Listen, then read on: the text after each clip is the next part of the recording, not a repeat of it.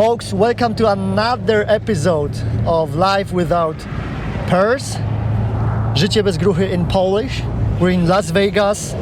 After a short break, we're pleased to host David from Sin City, exactly, Las Vegas, Sin City Crypto. Sin City Crypto is your number one resource of edutainment, actually, content on all things crypto from the heart of Vegas. That's the idea. But there are actually stories. And I loved actually how you guys kind of like underdogs created you and Robin, right? Yeah. You guys are the founders. So David, welcome to the podcast. Thank you for having me, man. Life Without Purse. So Życie bez gruchy is here. I love pears. Hey. And I'll tell you, you know why? You love pears. I love pears because we're talking about very the fruit. controversial. We're talking about the fruit. Okay. Right? We're talking about the fruit. Pears, the fruit. I have a really bad bout of acid reflux, and so pears are the only fruits that are very low in acid that I can eat and enjoy without having to work. Very low acid. Okay, so you love the fruit, but we all know that what pears are metaphorically for our podcast. But we're gonna talk about sins and Sin City Crypto today. Right. David, maybe let's start before we go into your story. Yeah. Let's start maybe with the bear market, because I didn't want to finish that because everybody is so concerned. Like Bitcoin recently went up, and now we're going down again. What's as of the recording? So yeah, can you say like because you guys are talking to heads, CEOs, leaders in this space every day. Beautiful. I've been to your studio. In fact, we're gonna go after the recording again.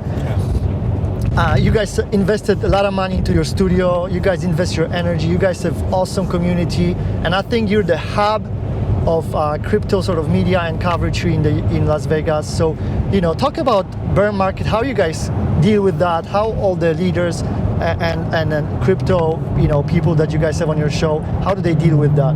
So I think the most important thing is, of course, bear market. Every market has a bear market, whether it's the stock market or even the crypto market or the real estate market. But what you want to pay attention to is who are the ones that are continuing to build, right? And I always say this on our show: follow the money. And if you take a look at some of the largest institutions, you have companies like Fidelity, like Apple, like Reddit, like GameStop, just Nike. I mean, these people are continuing to build in the bear market, and they're actually entering the space for the very first time during a bear market, because these people, these companies understand that when prices and everything is suppressed, that is the perfect time to get in. It washes out all the bad projects, all the bad products, and the cream rises to the top. And so what I tell people is pay attention to what is happening, who is building, and if you just pay attention, just take prices out of it, right? Mm-hmm. Take prices out of it. Look at the core fundamental value of what cryptocurrency and blockchain brings. No matter if it's a bull market or bear market, that's still happening. Building is still happening. Money flowing in, investment is still happening. It's at a lower rate than we see during a bull market, but from an institutional standpoint, I think it's actually gotten a lot better. But what about fear? So let's take out the prices, and let's not look at the prices, but the fear is still there because people remember the prices from before. Well, so fear comes from a lack of knowledge, right? If you're just looking at crypto and blockchain as, it's my investment, I want to make money, I put in $5,000, I want it to be 500 grand, right? You see all these stories about Dogecoin and SHIB, and this guy turned 1,000 into 1,000,000, and now, your 10,000 you put in is not worth $500, and you're scared.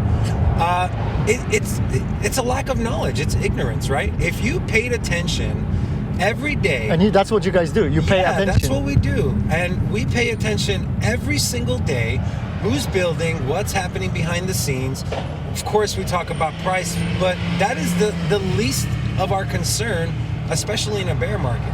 And so if you're knowledgeable and you're keeping up with things, you should be excited right now, whether the price of Bitcoin is at 100K or 10K. It should still excite you what's going on in our space. And so if you're scared, you can either run away run away from information or run to information. And what I'd recommend you do is run to information, especially if you plan on being in the space for a considerable amount of time. And if you need the information, you can head to Sin City Crypto on YouTube. So we're gonna do a little plug because you guys deserve it. Because number one, you've invested a lot of money, a lot of effort, and you guys are showing up every day. Every day. And I love your ethics, your integrity, and your plan, your mission, what you've told me when I met you guys at the studio before. But let's start with, let's take 2 steps back. You don't have the channel yet.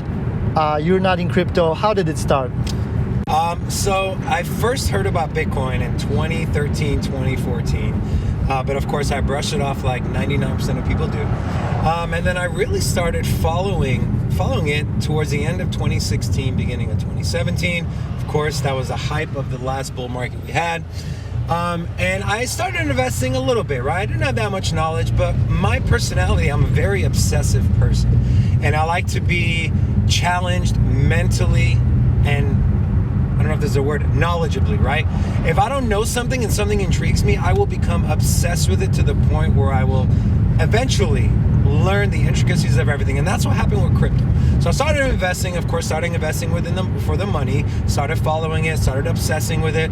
And then when the bear market came and everything tanked, what a lot of people do is they turn and run the other way. I actually did the opposite. I dug into the technology, the projects, what's happening, and I became obsessed with it and I fell in love with it. It's something that the space is still super new, but there's just such a lack of education and understanding. And so for me, it was like, okay, and it's funny, I always used to watch The Herd, Colin Cowherd, and my wife used to always say, because I've been in customer service and I've been a people person pretty much my whole life, she said you should apply for ESPN and be a talk show host. I was like, nah, you're crazy. And here we are, 4 or 5 years later, and essentially that's what we're doing, right? Our YouTube channel, we're a talk show. So.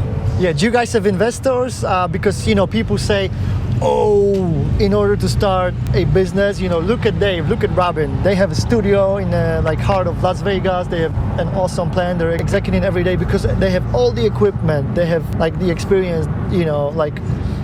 Look. The approach we took is not the norm, right? The norm is buy a webcam and a mic and just film live, which is honestly, if you don't have the capital, that's definitely what I'd recommend. The most important thing is just to start, right? If you sit there and you wait, I gotta wait for the perfect script, I gotta wait for the perfect camera, I gotta wait for the perfect microphone, I gotta wait to have it this money, just get a webcam, get a microphone, turn it on and record. We were lucky in that we made a lot of money in our profession in the restaurant industry here in Las Vegas, and also through some crypto investments, that we were able to allocate some of that money into building out our studio here in Las Vegas. And a lot of reason behind that, Robin and I, my business partner and co-founder and co-host, we looked at the landscape of what kind of content is out there for crypto, and there was such a lack and gap of quality production value, right? And we wanted to bring that along with our knowledge and our personalities and our experience of working with people, and that kind of what led us to, hey, let's invest. Our studio costs about $100,000. Let's invest $50K each. Let's build this studio out. Let's be legit from the beginning. But I also understand not a lot of people have that kind of money laying around, but that should not stop you. If it's something you're passionate about and you have a knack for teaching or speaking, or you're a people person, just buy a $50 webcam, a $50 mic, and just record, man. Just record, make money along the way, upgrade your equipment. If you want to do a studio, do that. But the important thing is to just start. Yeah, because on this podcast, we will not be focusing on crypto per se, on any technicalities or going into projects, other than the overview that we gave in terms of the current market position. Yeah. But talking about your YouTube channel and then sort of education, would you say you guys do it for money and that's the end goal? So no, because we've been at this thing. So we officially opened our YouTube channel September of 2021. We did our grand launch on January of this year, 2022, and we're not even breaking even. And we're still going live 5 days a week, putting out content, going to conventions. So for us, it's not about money, right? One lesson I learned early in my life is if you help people get what they want, the money will come. Yeah. And so we're helping people get educated, understanding crypto. You know, our channel to this day has never taken any sponsored content. We have not been paid to say anything, show anything, or do anything, and we're very proud of it. You guys can say whatever you want. We can say whatever we want. You're independent. Even if we do have some sponsors in the future, because of course, you know, running a business, you do need to have income coming in, and YouTube ad revenue doesn't really pay you that much.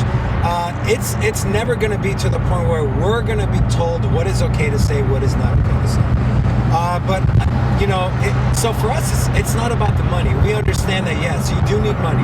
You have bills to pay. You have overhead in the business. But that is the least of our focus right now. We understand if we build an amazing product, a great channel where people feel safe and comfortable coming to get their cryptocurrency knowledge and entertainment, then the money will just naturally come. Yeah, and the reason I ask that is because the money right now is tightening, meaning the rates are going up. Yeah. And it's what I see is that we're deleveraging, sort of step by step, gradually. It's not the sudden deleveraging. A lot of people would just give, you know, they would just give up. They would not do anything. And I just wanted to bring that point for people because you mentioned building. Yeah. So the point that I wanted to drive is that little difference. You know, the money will come, the relationships will come, but you have to produce. And a lot of people, they have this attitude, oh, I'm not getting a check for, 10K, 50K, 100K. Right. I'm not doing it. Well, like, it all comes down to, well, what motivates you, right? Does money motivate you? Does helping people motivate you? Does being the best at something motivate you? And if money's the only thing that motivates you, I'm sorry to tell you, that's only going to take you so far. And, my dad, rest his soul, he used to tell me all the time, money is not bad. Money's not evil. Money makes you more of what you already are. If you're a giving person, more money will make you more giving. If you're the opposite, then of course the opposite. Yeah. Let's now transition into branding. Sin City Crypto. Yeah. We're in Las Vegas, so I can deduct. But is it just because of Vegas? Because if you guys want to go, like, what if at some point you guys are become huge, and then I wish you all the success, and that's what you guys are aiming for, and I see all the actions to back it up. But what's the vision? So the idea behind Sin City was, of course, we're in Vegas, and our mantra is we're an entertainment-focused cryptocurrency channel, right?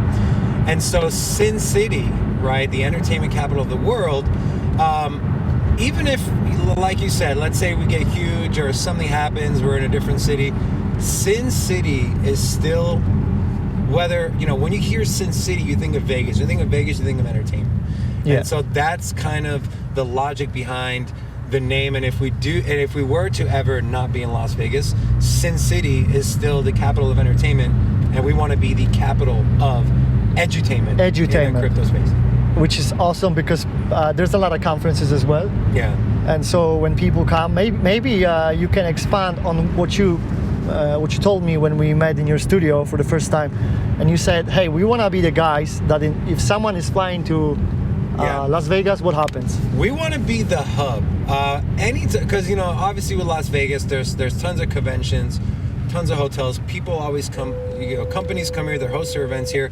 We want to be the hub to where whenever someone is in Las Vegas, Sin City Crypto, our studio, has to be a stop for them. Whether that's to talk about crypto, whether that's for us to help them do a show or whatever the case may be, we have an open door policy to any content creators, anyone in our space that needs help or that wants to come in, sit down, have a real discussion about stuff in our space.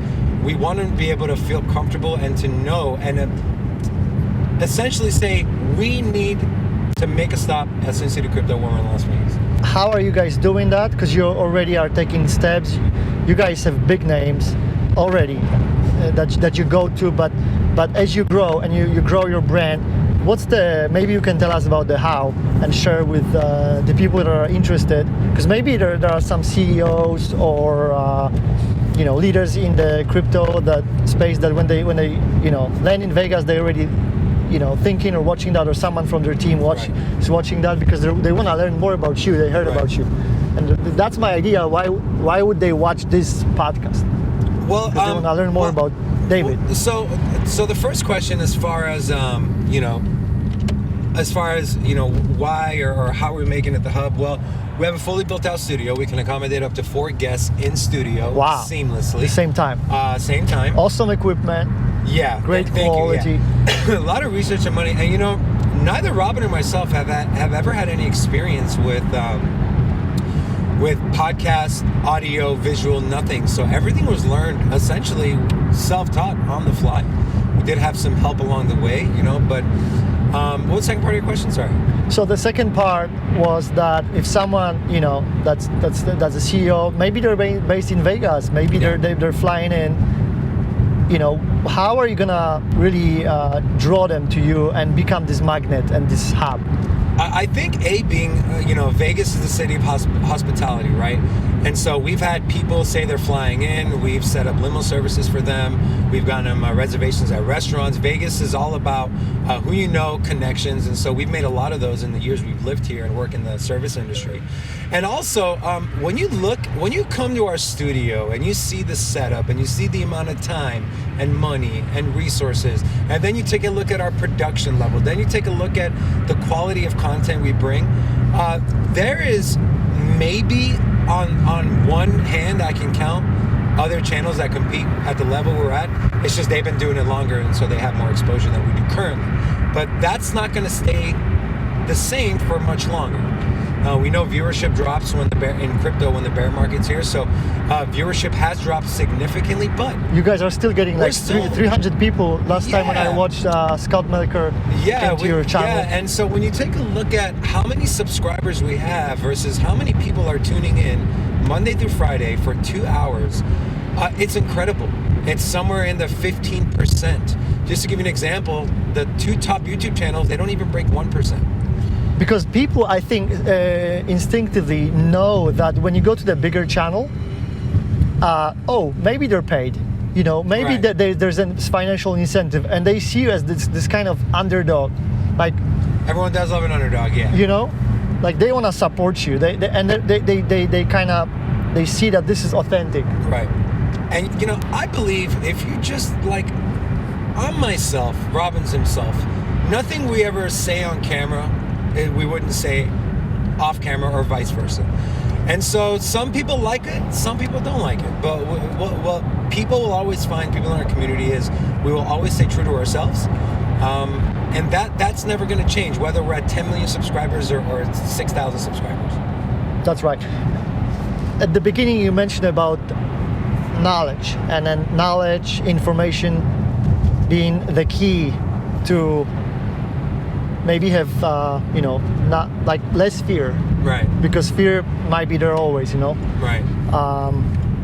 For example, let's say you're staying on the edge of a cliff, right? And you have the knowledge that okay, you shouldn't really be taking the the jump, right? But when you're staying there looking down, you're like, I have this knowledge, I have this information, right. But still scared. I'm still scared, right? Because I'm standing here, just the fact. Yeah. So the point I'm leading to is, how do you guys get the information? Where do you get it? Obviously from the guests that you invite, but you guys are very, very prepared and asking the right questions. You know the space, you know the market, and it's a niche market. Yeah, it is. Obviously the easy answer and the most obvious one is news, right?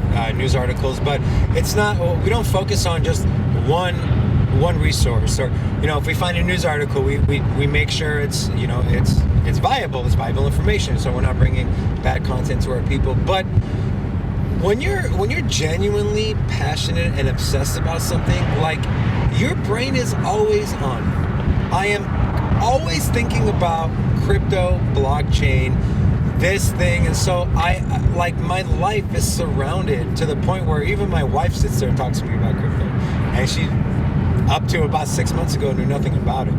And so a lot of people want to be able to open a YouTube channel, make a lot of money, blah blah blah. Yeah, we're gonna drive to that. That'll be the last point, the community and helping that. But I was gonna say, I was gonna say, I lost my train of thought. Sorry, that's that. Hey, so I have a question for you here, like a breaker.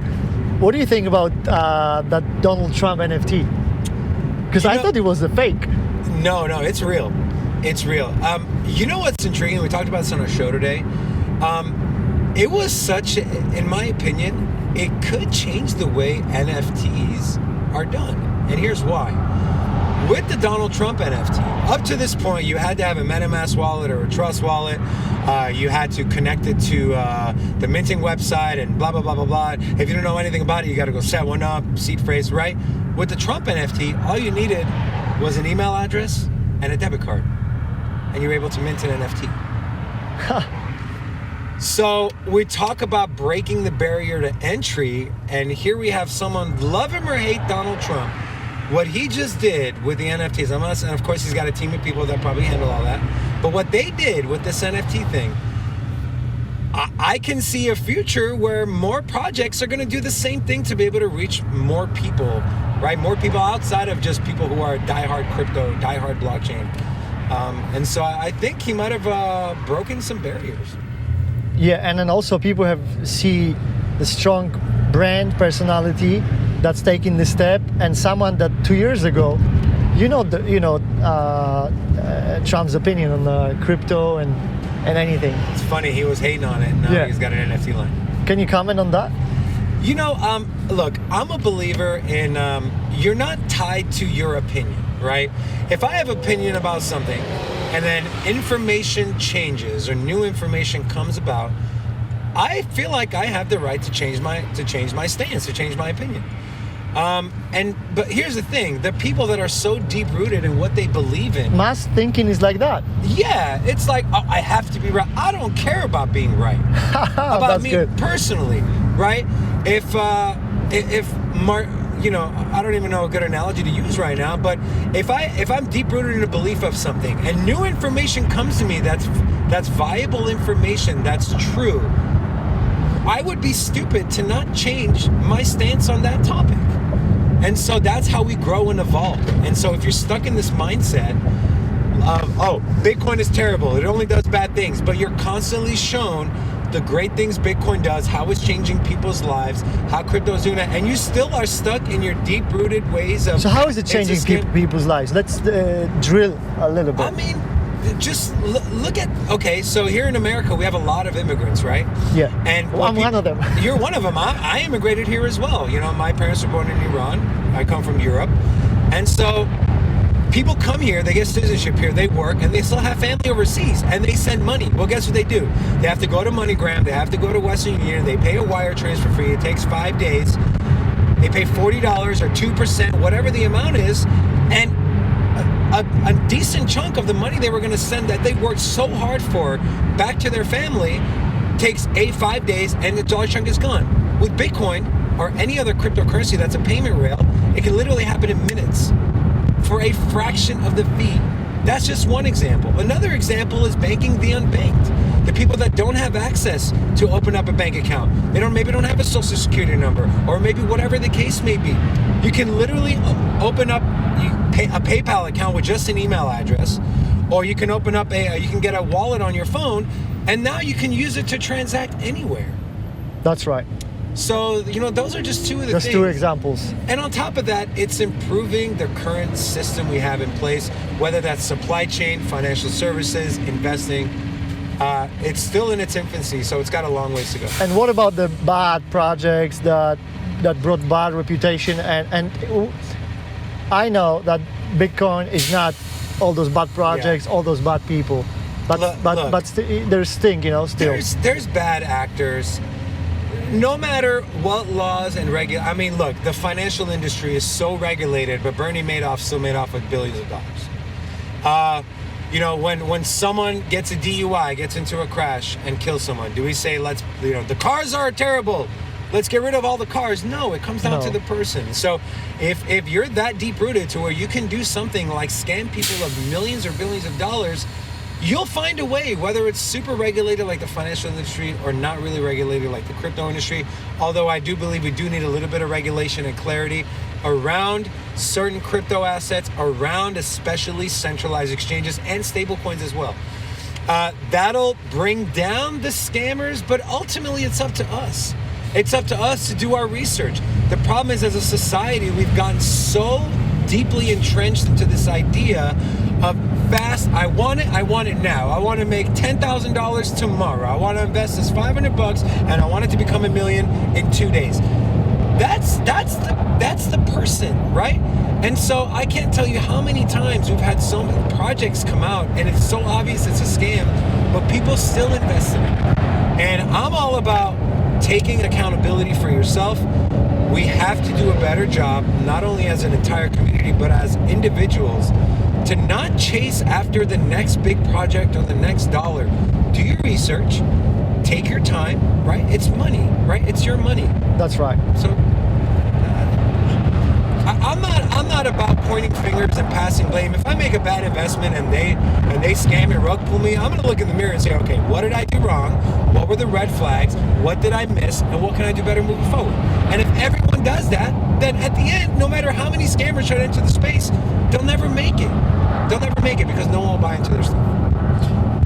Awesome. And so the last question that I have is around community building. Yeah. You guys are in the edutainment business. Yeah. You have community on one sort of, because views are everything. When the people see views, they're like, yeah, I want to be on this channel. I want to be part of it. But also the ethics, but also the person. And then now we have the underdogs and people.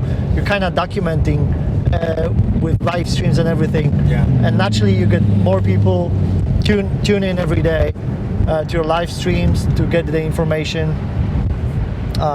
So maybe talk about the for anybody that wants to start a channel, because anybody can relate to you. Because I know your story. Like I don't know if you want to talk about it, but you guys kind of build this stuff from the ground up, like from zero. Like I said, no knowledge of video production, no knowledge of audio, no knowledge on Did you have a community software. before, like no, people? Nothing. We started from nothing. We got friends and family to get us to 100 subscribers. And then it was a grind every single day. You know how hard it is to show up every day when there's one person watching you or two people watching you? But guess what? If it's something you truly enjoy doing, you'll just keep doing it. And guess what? If you don't quit and you keep getting better and you keep evaluating yourself and making improvements, there's no reason you wouldn't success. It's all in your hands. You have the same opportunity as I have, right? And we're so far from success right now that we're still focused on building. But it's in front of you. You don't need $100,000. You can get, like I said, get a webcam and a microphone. But the important thing is just to do it. Write down a business plan, figure out what your main objective is, map out a game plan, and just do it. The problem is there's so many people with ideas, but not enough people who execute those ideas. Amen. So that's my thing. It's just, man, just do it. Just do it. And how have you? You got one life, right? Amen. And how have you seen? I see there are more people showing up, and you guys have a private community. Like you have a membership on YouTube. Yeah. So that's one revenue stream for us. What do people get actually channel when membership? I become a member? So they get so there's levels $2.99, $6.99, and $24.99. It's the Crypto Fam, Hodler, and the Whale level respectively. So our goal is to bring more value, bring content to the members that aren't shown to the general public. It's just right now, and we tell people this too. We understand right now we're not bringing the value that you would expect, and we've even told people, hey guys, the Whale is $24.99. We honestly wouldn't recommend it because you're not really getting any value out of it right now. But if you want to support the channel, it's up to you. It's a way to support the underdog. It's a way to, and like I said, because we don't, we're not taking any sponsored content at the moment, and whatever the case may be, we do have overhead, we do have studio, power bill, blah, blah, blah, and so we do use that money to pay for some of the stuff in the studio. But eventually it's going to be members only content, members only meetups, specific Q&As. We have a lot in the pipeline that we're thinking about. It's just our focus right now has been growth, and the crazy stuff that's happened in the crypto space over the last 6 months. So it's just been nonstop research. I got to get my hands on this information, break this down, do this, this, and this. And so there's only a couple of us, and there's only so much time in the day that we can accomplish. And there's been a lot of spikes recently in terms of like people piquing their interest. Oh yeah. In I think people do enjoy sometimes watching the chaos and the collapse and the fire. Of course they do. Why are they not so interested when the like prices are going down and they're like, oh, I can actually accumulate more? That's a good question, man. That's a really good question. I don't know the answer to that. I had a friend who told me that back in 2017, 2018, when crypto crashed, he deleted all the apps on his phone. I'm like, why? He said, because it hurt too much to look at my portfolio. Wow. And that's how you know who's in it for the right reason, who's in it just to make money. There's nothing wrong with wanting to make money. Just understand that there's ebbs and flows, and crypto is a very new market. And so definitely going to take some time. So.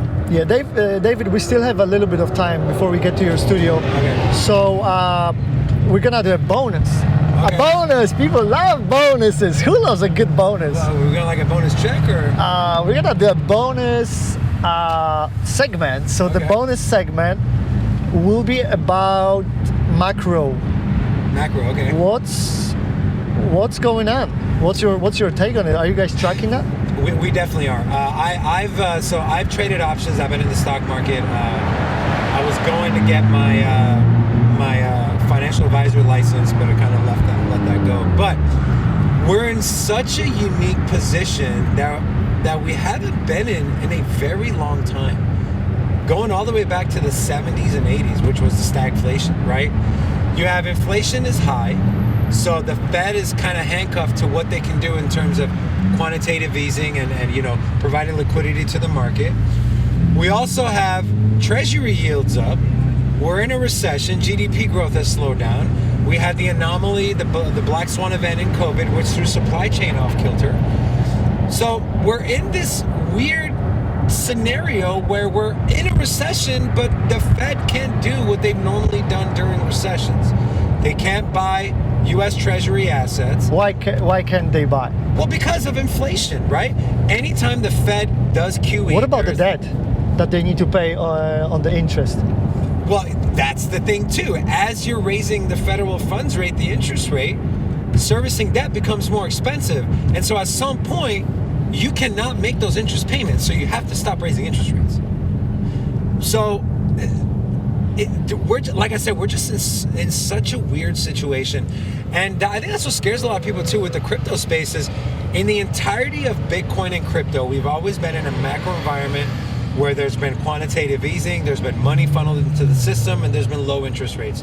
We're now going into a hawkish Fed, a hawkish economy where interest rates are up, borrowing is getting more expensive, risk on assets, money's flowing out of risk on assets, which includes crypto.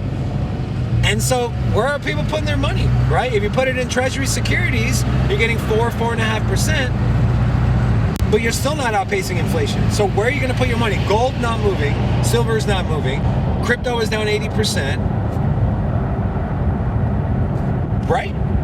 So it's very unique, but I think when people's backs are against the wall and you're sitting there as a hedge fund, as an investor, where am I going to put my money? That's when you start thinking, that's when you're hungry. That's when you're like, okay, let me kind of explore outside my typical range of what I look at. So what do we do? Like, it's not a financial advice, by the way. I'm a believer in being diversified. I still hold a decent amount of money in cash, even though inflation, of course. I'm invested more in value stocks right now versus growth stocks, who have a lower P to E ratio, who are maybe their market cap is not as big as, let's say, a Tesla and Amazon. Those tend to do better in negative macro environments.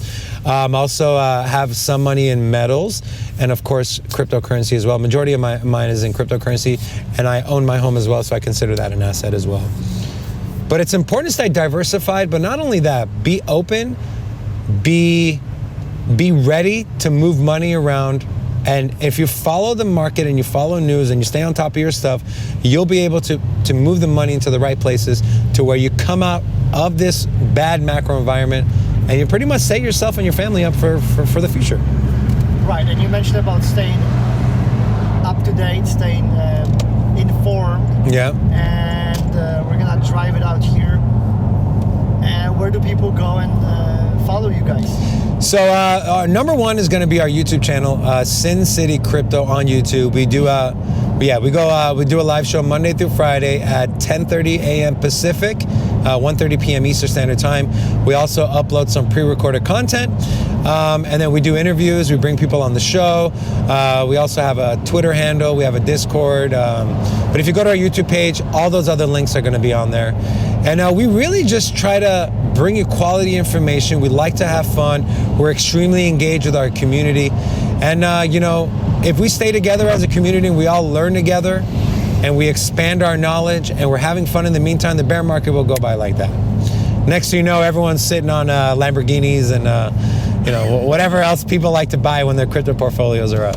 He's getting you excited, guys. Yeah. To keep This Porsche is really nice, though, man. I might skip the Lambo and go with the Porsche. Yeah. I'm changing your mind. Bear market, Yeah, bear market. The bear market vibes. We're lowering the standard. But what I was thinking about doing, actually, this is a cool way to show your guests, hey, we're actually driving to the studio. We are. Like, you could actually do something like that. Yeah. Where you have cameras and talk about. I just don't have a Porsche. Just kidding. Now you have. So just call me anytime. And kind of drive to the studio and like, hey guys, we're on the way to the studio. You can get on some points as well. And show people around kind of Vegas, and this is our studio, and kind of get inside like backstage, I would say. Yeah. For the guests. We do some backstage stuff for our members. Yeah, but I think it's a good idea. The whole sitting in a car and recording videos, those are pretty popular, man. Those are pretty popular. And and I think because the change of studio is awesome. Like the change of scenery. Yeah. And I agree. Change, and what I noticed is the guest. How's your experience, by the way, as you've been kind of driving and recording? With this? Yeah. It's been amazing, man. It's fun driving. The weather's beautiful. You're in a nice car. You're conversating with a great person, and thank you. You're welcome, man. And it's just it's nice to kind of, like you said, get out of the studio, just talk more general, kind of share the story. And it, like I said, man, it's convertible Porsche is pretty nice. It makes it a lot easier when you're driving around in a nice car. And I think maybe at some point we will show it to Robin. Maybe at some point we'll get your co-founder. No. He doesn't like that? No, I don't like that.